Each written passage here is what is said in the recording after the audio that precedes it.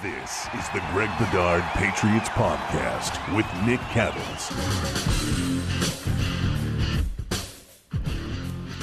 It's time for Rob Gronkowski's favorite podcast number 69. Nice. Greg Bedard Patriots Podcast with Nick Cattles with you.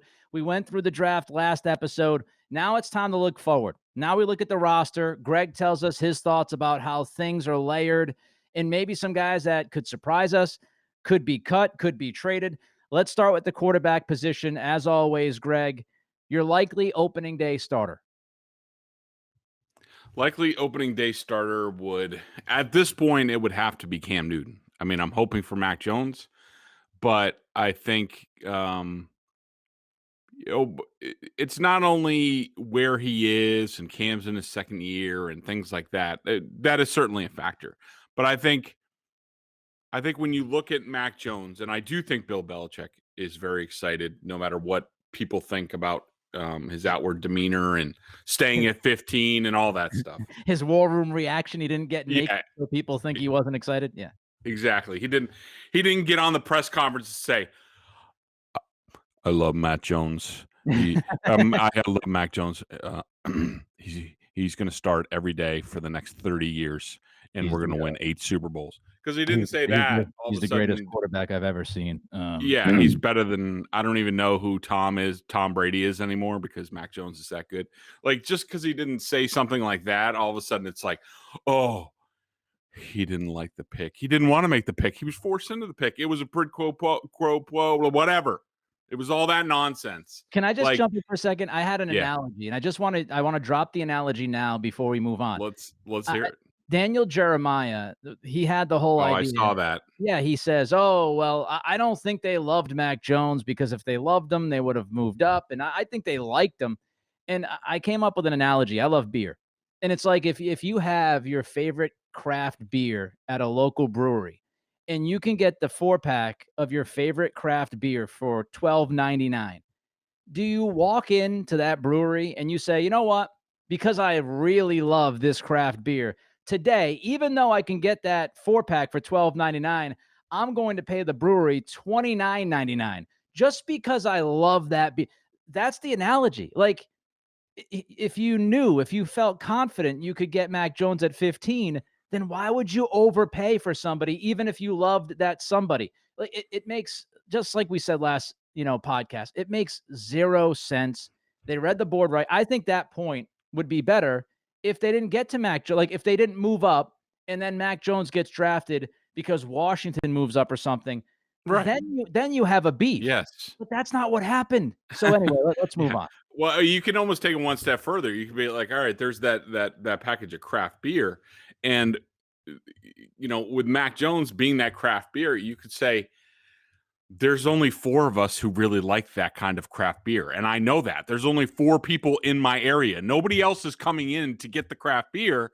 And 2 of the guys are on vacation. And the other guy his wife won't let him out of the house. So, like, I have a pretty good idea I'm going to get the craft beer. So anyways, I do think Bill Belichick is very excited about Mac Jones. And I think that, in my original point that I was trying to get to before you and I both went off on a tangent was, sorry. I think, no, it's not just you. It was me too. I think that Bill he's going to set the foundation. He's building a house. And so he is going to be tougher on Mac Jones than probably he's ever been with any other quarterback. I mean, I think that to send a message, to sort of recalibrate the program, that it's about a cheap quarterback and about a quarterback who's going to play ball, about a quarterback who's going to do this, who's going to be the hardest worker, who's going to be there all off season, unlike some people towards the end of his career. I think he's going to set a really firm foundation, and he's going to make Mac Jones crawl on hands and knees for everything that he gets this season. But that is with the end game in mind. And so I think, for that reason and others, and even though I did a column the other day that said that again, I found a play from Cam Newton and a play from Mac Jones that were very similar, and how they reacted to them in their systems, not apples to apples, but close enough. And I think that Mac Jones is going to be a factor because there's just certain things that he brings that Cam Newton doesn't. I don't think it's possible Cam could bring them this year. I doubt it. But unless he does bring those things this year, then I think Mac Jones, the Patriots are going to have no choice but to put Mac Jones in. And I think by that point in time, by setting a firm line, by showing the veterans on this team that might be somewhat pro Cam, that this kid has been beaten into the ground. He's been beaten to a pulp. He hasn't been given one single thing. He's just like you guys. He came in and had to earn everything, and he's earned his time. Now he's getting his shot. I agree. Does he start as the third guy on the depth chart? Is Stidham still around, and is Mac the third guy to start the season? Just going off of what you said, to really build the story and make him, deserve it and earn it and work his way up. That's a really good question. I mean, my inclination is to say he opens as number 3, but I just think Mac Jones is going to beat out Jarrett Stidham. Yeah. And I just think he is. I think it's going to be too apparent on the field, in the preseason games, on the practice field. And I think in my sort of crystal ball, I think we're going to get to the end of the preseason, the 53-man cut down, what have you. And Mac Jones is going to have a lot better preseason stats than Cam Newton. He's going to look better in camp, but I think Cam's going to be the opening day starter, and then we're just waiting for a matter of when, not if. I agree with you. The only tough thing is, the quarterback play is not always resulting in wins or losses, right? Like your record is not necessarily indicative of the quarterback play. What'll be very interesting is if this team's playing well because the defense is better, they're running the football, Cam's making just enough plays, and they get off to like a 5-2 start or a 4-3 start. If they're playing better than 500 football, but Cam's not playing great, will they make the move? Will Belichick say, yeah, we have a winning record, but we could be better at quarterback? And Mac Jones, he proved it. Like, he's better. That's going to be the interesting scenario, Greg. Yep. I agree with you. Let's move to wide receiver. Your top 2 wide receivers, I would guess Aguilar and Bourne. Am I right or wrong? Yeah, well, so the way I sort of do things, and I break the receivers down. And by the way, I just noticed that I forgot tackles, guards, and centers on this list. So, but those won't take very long, considering everybody's back. But so I view guys sort of how the Patriots view guys in terms of, and I didn't term them X wide receiver here, but basically I go wide receiver 1 is the guy who winds up on the left. That's the X wide receiver. And in that group, I have Aguilar, I have N'Keal Harry, and I have Isaiah Zuber. I think Aguilar, no doubt, is the opening day starter, unless, of course, this discussion all hinges on injuries and things like that. But right. They paid him a lot of money. He's playing. And a lot of times they're only going to play with 2 wide receivers. And to sort of answer my own questions here, Aguilar's the opening day starter. Could surprise. Look, Zuber's a guy that I could tell you this. There are people in the building that loved the kid last year. I don't know why he didn't get much of a chance, why he was sort of the last guy to get a chance. I don't know if he wasn't doing the right things or maybe not in his playbook or what have you. But I'm telling you, there are people who think a lot of the kid and think he could be something. And he really flashed on the practice field last year. So he's a guy that I think could threaten for, say, the 5th, 6th wide receiver spot on this team if he did what he did last training camp. So I think he's got a chance. And then the player who could be out of this group, obviously we all know it's N'Keal Harry. I think while he could be traded before training camp and all that, it's quite possible. I think it's much more likely. And look, you gotta account for injuries. I mean, look at Juwan James, who the Broncos just went through the draft. They thought they had the offensive line all, taken care of. And then the right tackle goes and tears his Achilles tendon. Yep. So you never know what's going to happen. And so it's better to at least, normally with the Patriots, what they do is they keep their guys And then you see what happens about midway towards the end of training camp, because you never know what's going to happen. What if Aguilar goes down with an ACL? What if Kendrick Bourne tears an Achilles? Like, where are you? So I think N'Keal Harry is here. We'll see what he does.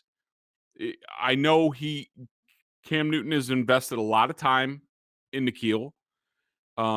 Will that pay off? Will the light go on and all of a sudden him catch fire? I doubt it, but I do think that I still think he's a player in this league. I don't know if he's a great player, but I think he could be, sort of like a little Anquan Boldish, possession receiver where he's just, Larry Fitzgerald later in his career, big body, slower guys who just catch the crap out of the ball.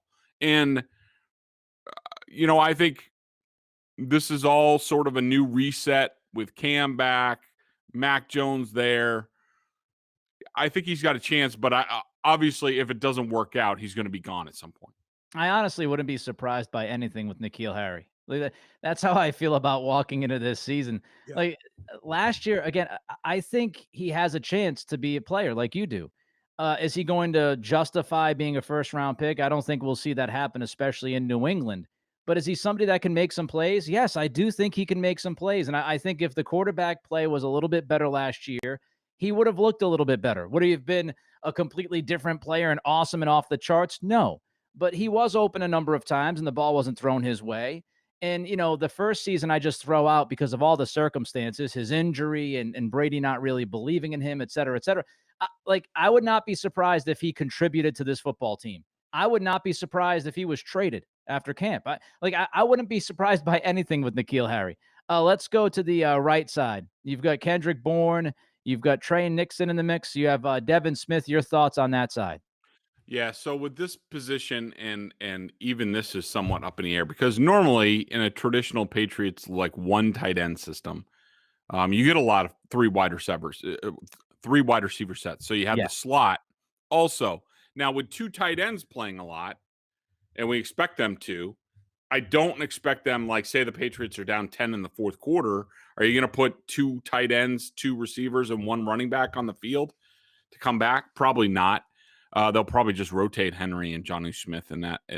So, but let's just go with, if they do have a traditional slot at some point. This is not the slot. This is the X.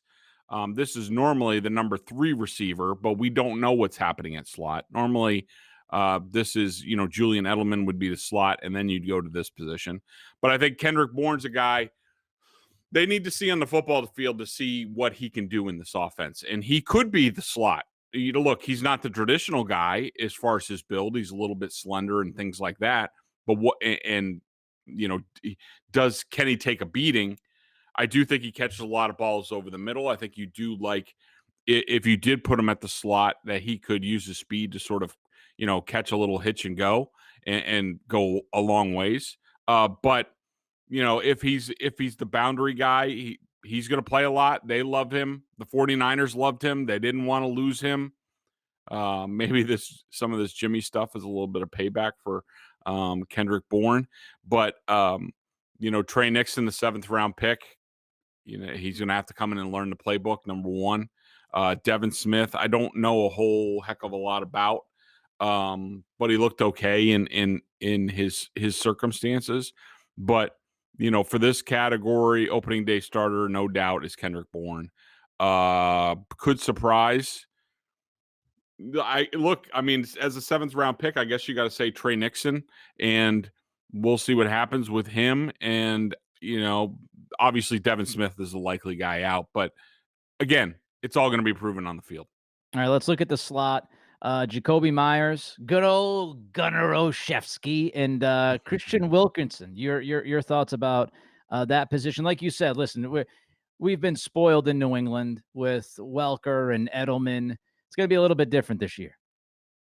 Yeah, I'll be interested to see how Gunna looks this year in training camp, because just remembering from last year, I remember seeing him at training camp, and I was like, holy crap, he looks physically like a completely different guy. And I'll be interested to see what he looks like year 3, because I thought he was he was a real player. I actually, probably the biggest surprise for me was that he didn't contribute more in the passing game last year, because I thought he showed really well in training camp.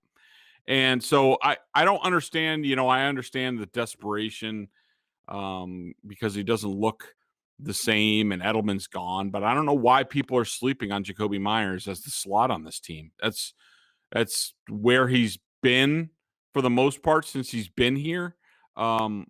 He runs a lot of pass patterns over the middle. He's got good quickness. He's able to be elusive. I think he could be a good player here, and I think if you liked Devontae Smith or that sort of physical makeup for the Patriots to be a slot receiver, then you should be okay with Jacoby Myers, because all the kid does is be productive. And I think, I'm a fan of his, and I would like to see him get more of a shot. I think the one pushback, Greg, is speed, right? Like, I think people wanted that speedy kind of weapon. And when you look at this wide receiver core, not a ton of speed. I mean, Aguilar is fast. Aguilar can get down the field. Kendrick Bourne is not necessarily a burner. Obviously, Nikhil's not a burner. Jacoby's not a burner. So I think people were more talking about the speed element in the draft, and because you really did not address that, it's going to be one of the things that we question. But I agree with you. I think Jacoby, every time that guy has been given a chance, he's been productive. And until he's not productive, and think about it this way: last year he was productive with bad quarterback play and really no help at wide receiver. So why can't he get open one-on-one consistently? And if the quarterback play is better, he should be productive. All right, let's jump to tight end. Tight end number 1, the spot 1, you have Jonnu Smith, Devin Asiasi, and Matt LaCosse. Yeah, I think this whole thing with tight end is going to be interesting come training camp, because, I'm not – Jonnu Smith has the reputation for being the better blocker. I'm not really sure that he is at the end of the day, and I don't know, with better coaching, that Hunter Henry, who fits more of the physical profile of a Y, if he can't be a better blocker here. But we'll see. But for now, where they are right now, I think it's Jonnu's clearly the starter. They're paying him a bunch of money. I think the big X factor in this whole thing is Devin Asiasi. And he would make sense as sort of the number 3 tight end, but I don't see them, and look, they could cut him tomorrow. I don't see them letting go of Matt LaCosse anytime soon for injury issues for that reason, because God forbid Jonnu Smith and or Hunter Henry go down, and both of them don't have great injury histories, including Henry, and all of a sudden you're back starting Devin Asiasi again if you don't have Matt LaCosse. So I assume who's a solid professional tight end. He's a great veteran backup type of guy. And so I see him going to camp. Then we'll see. And I think Devin Asiasi, Oi. I think there's a few players in this category: Asiasi, Winovich, maybe Anthony Jennings, maybe even Sony Michel, who we'll get into in a couple minutes. I think there are guys on this team who it's like last chance corral for these guys with the Patriots, and that Devin Asiasi, who was a guy who came in, looked really good initially in training camp, then just completely disappeared until the end of the season. And we talked about it the whole season, what was going on behind the scenes, which is, NFL could be tough for rookies. And if you're not ready for it, if you're not willing to fight back and stand up for yourself and assert yourself, you're going to get run over. Yeah. And I think Asiasi really struggled last year as a pro. Maybe by the end of the season, it turned around. Hopefully that touchdown pass at the end of the year was a trampoline into this year. And all of a sudden we see a confident guy who's ready to go win a job, who's mentally tough, all those things. I got a feeling the Patriots are really going to test him this training camp to see where he's at. And if he cracks again, I think it's over for him. I think they look to dump him. They'll take whatever, 50 cents on the dollar, and go with Smith, Henry, LaCosse, maybe Dalton Keene, depending on where he's at. But I think that's the situation there. Yeah, and I'm just, as a general rule, not just with the Patriots, but I think across the league, I'm not ready to write off any second-year player.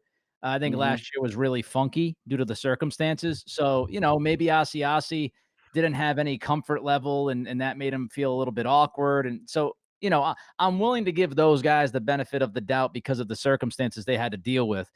Tight end too, Hunter Henry, and you also have Dalton Keene. I've talked about this. I see Keene more as an H-back, which we talked about when he was first drafted, other than your traditional tight end. Your thoughts on that spot? Yeah, it's their whole fullback tight end situation. I mean, look, the numbers are going to be out of control, and unless you go skinny at other places, you're going to have to cut some people. And Yep. I think Keene's here. I think, if you look at it, ideally, Asiasi pops and Lacoste is gone, and Keene sticks. Vitale is out at fullback. We might as well just group the fullbacks in here while we're at it. So you have at fullback, you have Jakob Johnson, you have Dan Vitale, who was an opt out last year. But the idea when they signed him last year with Vitale was, we're bringing the athletic fullback here, right? Like we're getting away from James Devlin, Sledgehammer. We want Kyle Juszczyk, that type of thing, to really make, to adapt more of the Kyle Shanahan offense, really make them tougher to defend. I mean, if you put two tight ends and an athletic fullback out there, holy crap, like there's a lot of possibilities. So that was the idea with Vitale. They were always going to draft. They wanted to draft a guy. I think they wanted another player, had to settle on Dalton Keene. And he had a bit of a rough rookie season, not for the same reason as Asiasi. It's more like, Keene he was swimming a bit in terms of the information. He was kind of like a big puppy. He was banged up a lot too. He dealt with like 2 or 3 different injuries, right? Yeah, but I think they like him there, and I think he if I had to pick a guy between Asiasi and Keene to stick this year, it would be Keene, because I think he gives you coverage at fullback and tight end. And so I think that he sticks. Hunter Henry, I'll be interested. I want to see the kid stay healthy for a whole season and see what he can do, because I do think he has a lot of potential. He's just, and with the Chargers, it always seemed like he was hurt. Fun spot to talk about, running back. Damian Harris, I stood up on the table for that guy all last year. Give him carries, give him carries. You've got Damian Harris, Sony Michel, Stevenson, and Bolden. Yeah, I think opening day starter clearly to me is Damian Harris. There's no doubt. And it's funny, we hear more. I don't know if it was it Mike Lombardi's podcast I was listening to the other day, and talked about how maybe it was Chris Sims. I don't know who it was, but they were talking about how good of a player Damian Harris is, and how much they think of him. And it's like, yeah, all right, you're a little late to the party. But I think the kid's a really good back. Where it gets interesting is, everybody thinks, and it's quite possible, that Stevenson and Sony Michel are sort of in competition for the number 2 spot. I wonder, with Stevenson plays a lot of special teams, I wonder if he is more Brandon Bolden protection. Yeah. Yep. Initially than Sony Michel.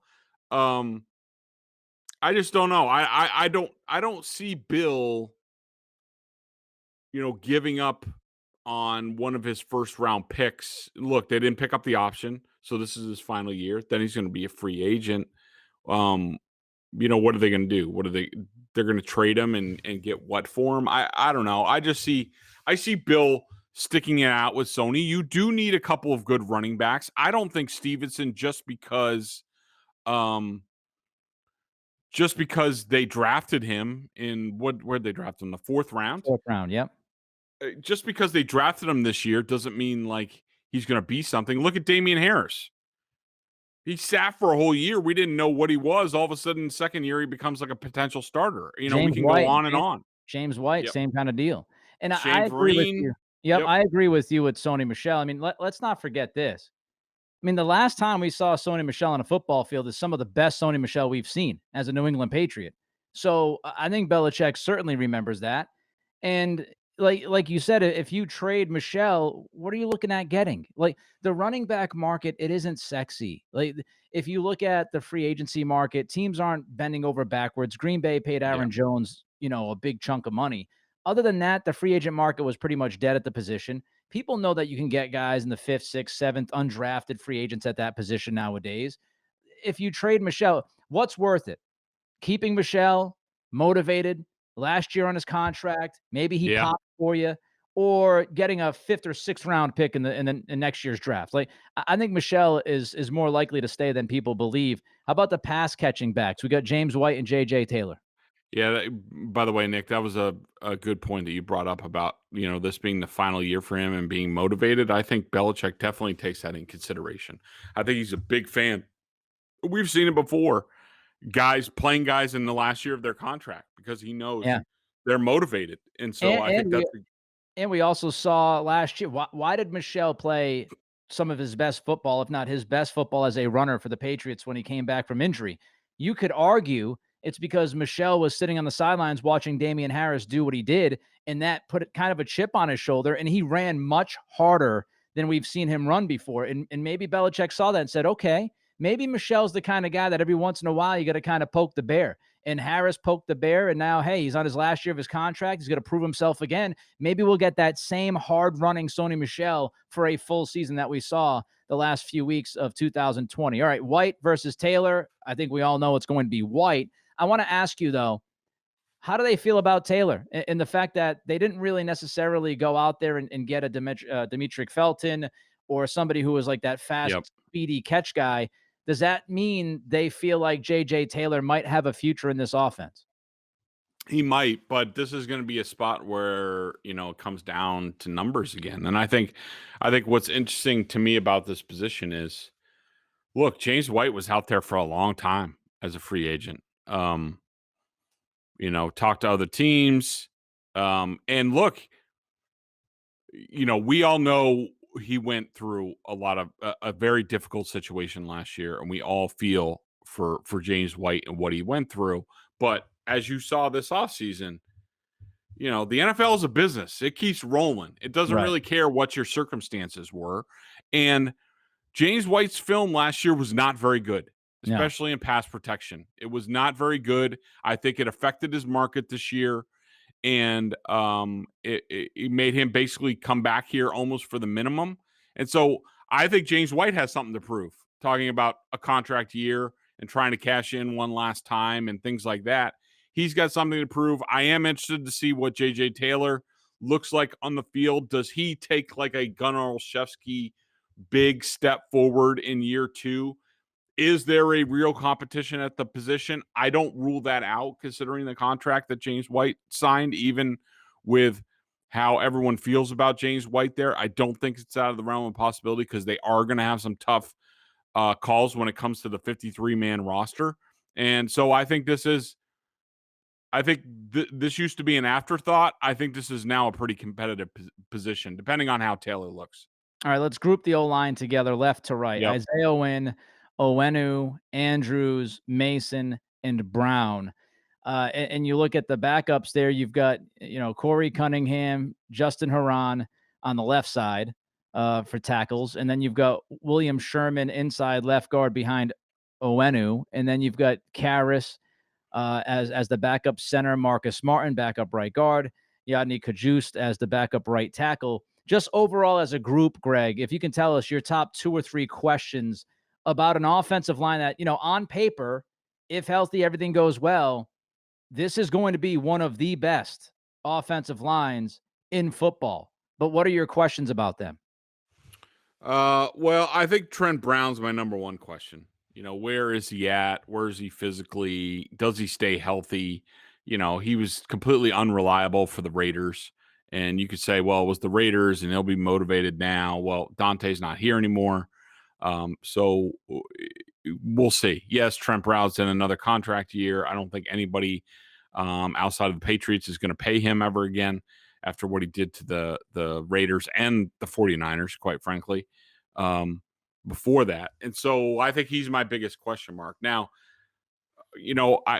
to me, it's pretty clear cut that it's going to be Wynn, Owenu, Andrews, Mason, Brown in that order. I mean, yes, Trent Brown was a left tackle the last time he was here. He played almost all right tackle with the Raiders. You just gave Isaiah Wynn $10.5 million for next season. Yep. That's not guard money. That's No. tackle money. So I think you got to start with win there. To me, that's the group. It's always been that group. I think it continues. Kajust, a third-round pick. Will he ever do anything? Will he ever be on the field? I mean, I he's think so they're crucial.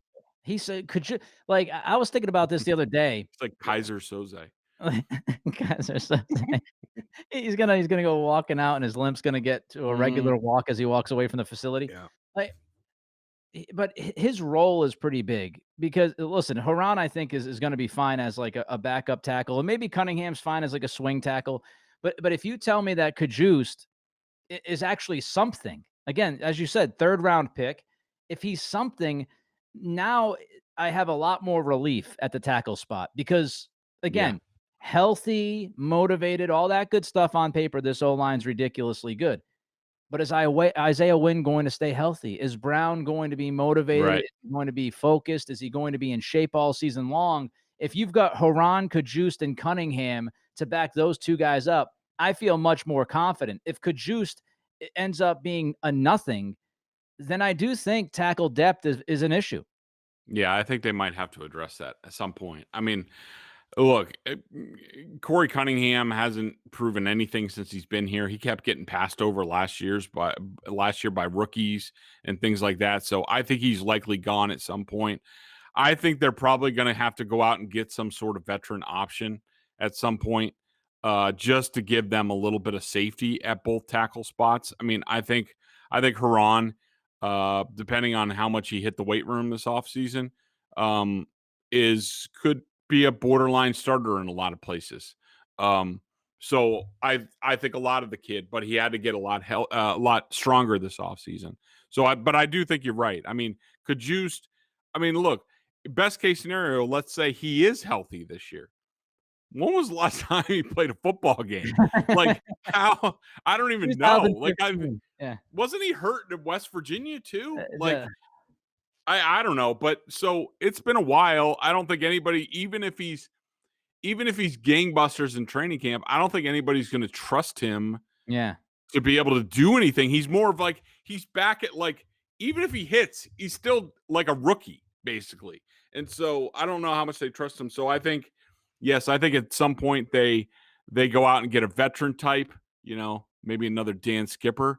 He's a journeyman. Love Dan Skipper, Good old who man. is still in the league, mind you. So I think you're right. But interior wise, I think Karras is sort of the swing guy. Sherman will be on the roster because they drafted him, unless he's some sort of disaster. I think those are the two interior guys, and I think that's about it. Because I think you're going to need to take. Let's just say Kajust is somewhat salvageable this year. You bring in another guy. I think they're going to have to keep all three, two interior guys. All of a sudden, you're full room. So you're looking for a tackle who could play guard as well. So it's going to be a tough pull. There's an interesting report the other day I saw when Alejandro Villanueva Villanueva. signed with the Ravens. There was a report out there that said that he had talked with the Patriots, and that was pretty interesting to me. Maybe I'm right or maybe I'm wrong here, but if you look Mm-hmm. at the Trent Brown thing, maybe it was Villanueva versus Trent Brown. And if the Patriots picked Trent Brown and trading an asset for Trent Brown over Villanueva, that's going to be interesting to see play out. If Villanueva plays well for Baltimore and Brown kind of stinks it out, then that might be one regret that Belichick has, not chasing down the Villanueva thing a little bit more than he did. Before we get to the member question of the day, I did want to ask you about the biggest story in the NFL right now, because you have a history and with this team, and you have a history with the quarterback. You know them fairly well. Of course, I'm Mm-hmm. talking about Aaron Rodgers. And we don't talk about big picture NFL stuff very often on this podcast, but I feel like we'd be remiss if we did not mention the story. A lot of stuff flying out there. I talked to Rob Domofsky of ESPN on my show just a couple of days ago, and Rob Mm-hmm. said he's a plugged in guy. And Rob said, look, Yep. I don't think there's any chance he's back. I don't think he plays another down for the Green Bay Packers. Just your general thoughts on what's going on out there and what you think might end up happening.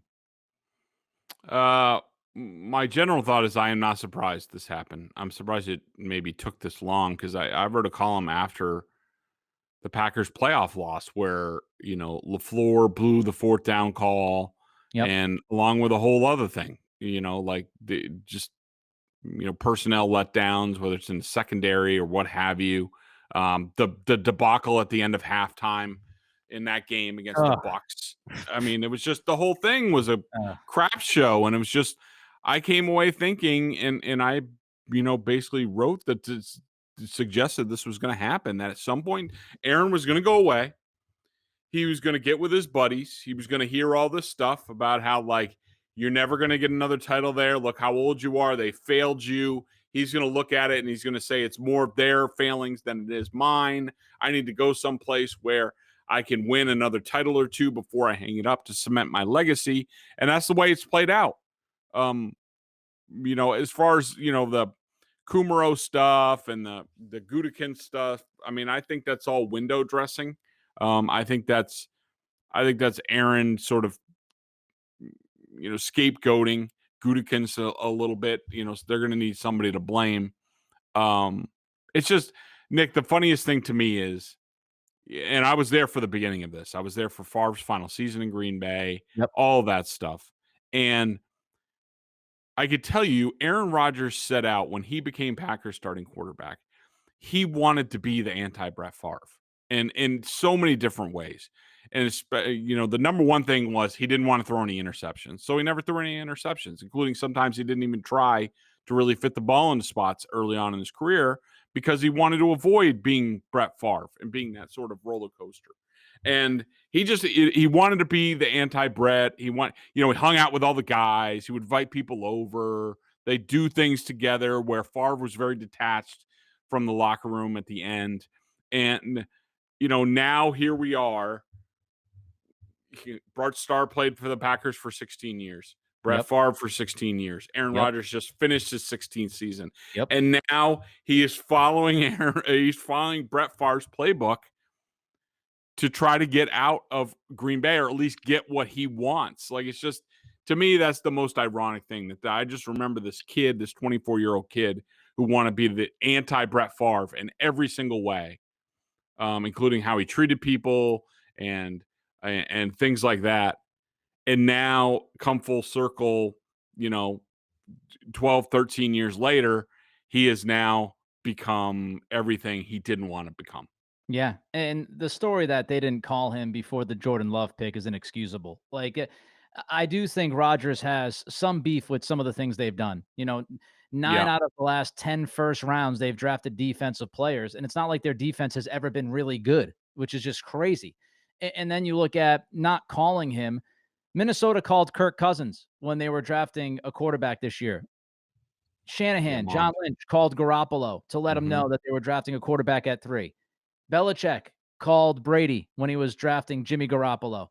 That's the way the league works. And the fact that nobody could pick up the phone and call a guy who has been there at that point 14, 15 years and, had won a Super Bowl and is seen as one of the best quarterbacks. It's just amazing to me that Packers front office and Mark Murphy up top can drop the ball at that kind of level. I think that's crazy. That's just crazy to me. And one more thing, Rodgers is very stubborn. When I was talking to Domofsky had a great line. He said that Rodgers is an all-pro when it comes to grudge holders. Oh, yeah. Hell yeah. So, he remembers stuff I wrote about him. So when I see him. He's one of the, he's cut out his own family, legitimately has cut out his own immediate family and does not talk to them.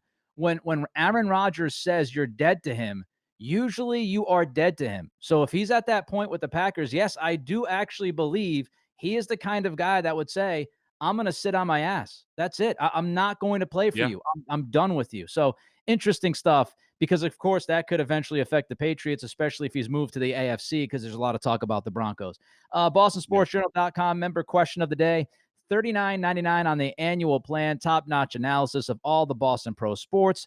And with a membership, you get access to a ton of video analysis that Bedard does on the coach's film and direct access to him in weekly chats. Dr. Doug, 49. Great analysis. There you go. A little bit of love to begin it. Great analysis, Greg. It seems Cam never worked on his craft, just content to get by on his superb natural ability. How much time did Cam spend in the film room? Could he diagnose defenses when he was in Carolina? Inquiring minds want to know. Yeah, so this is an interesting question, and I was just looking for the story, but I can't find it readily because I wanted to read from it. But for those who want to know more, a little bit more about how Cam Newton ticks, I suggest you Google Albert Breer, Cam Newton, Scott Turner, and I think that'll do it. You should be able to pop someplace. But I remember Albert Breer wrote a really good story, and I remember when they signed him last year, I referenced this story. And, there's a lot of questions about, because I did this column about Cam and how he sees the offense and how he's going to get to do it. Look, I'll say this about Cam. There has been, is certainly in New England, and this goes to at least the time with the Turners in Carolina. No one has ever questioned Cam's work ethic and the time that he puts in as far as film, playbook, stuff like that. Now, the biggest question about Cam and his fit for this offense and whether, can he hold off Mac Jones is just sort of, Cam, the takeaway that I had from Albert's story about Cam was that Cam Newton just learns in a different way. So what I remember about the story is that Cam would have this big notebook and he would tape things into it and plays and have to write things and just put it dump. He just learns differently. He learns more visually than he does conceptually. And that also goes to the practice field. They learned that Cam, and this is where he was hurt last year with the Patriots. And this could be a factor in if he is a lot better this year. It's because of this. The Panthers would walk things through a lot more with Cam in terms of what the defense is going to do, what do you do here, there, what have you. Right. So the Panthers combined all those things, and they were able to make Cam a lot better quarterback in 2018 until he got hurt. And so, but my question is, can a quarterback that learns that way, that learns, visually, is it fast enough? Is it very compatible with the Patriots offense? My initial inclination is to say no. And look, that's not to say Tom Brady was the greatest anticipatory quarterback ever. He wasn't. He was really yes, he knew what the defense was going to do. And he knew things like that. But he was more of a see it, throw it quarterback than he was an anticipatory thrower, more than people want to give him credit for. And Cam is a see it, throw it quarterback. Mac Jones is an anticipatory thrower, and I think those are the best guys in this offense. It's just, can the way Cam visualizes things, the way he learns, and everybody learns differently. You learn differently, I learn differently. It doesn't mean you learn in a poor way or that you're not intelligent or anything. You just learn differently. Yep. Can that type of quarterback who learns visually, is it fast enough for this offense, for it to go where it needs to go? I don't have the answer to that. I think we're going to get the answer to that this training camp, this season. But, the initial returns were it's not a good fit in terms of what the Patriots need. But again, like you said earlier, last year was a rough year and probably rougher for Cam, changing places, COVID, all that stuff. Crappy team around him, all that stuff. It was probably rougher on him than a lot of people. So we'll just have to see. I think everybody sort of has a fresh start, but I do think that Mac Jones, coming from where he does in Alabama, what he's already done, that he's changing protections and he's changing routes on the fly with Alabama, that's way ahead of what Cam Newton has ever done in any other offense, let alone the Patriots. And so for that reason, I think that Mac Jones is going to catch up quickly to Cam Newton at some point, but we'll have to see. It's a fascinating story. It's one that's obviously going to play out all summer long. And when you talk about the big notebooks, I think of Manny Ramirez and JD Martinez, right? Like those guys have those big notebooks in the dugout and they write down everything. And, like you said, some people learn a certain way, others learn a different way. It's how your brain functions. It's like a system. Everybody has their own system. And so that's Cam's system. Well, that'll do it. podcast number 69, Rob Gronkowski's favorite. Hopefully you enjoyed it. A lot of information in this one. Everybody have a great weekend. We'll be back early next week to possibly, I would think, Greg and I haven't talked about it, but I would think we'd be talking about the defense and how all those things come together. Defense. Until then, be good.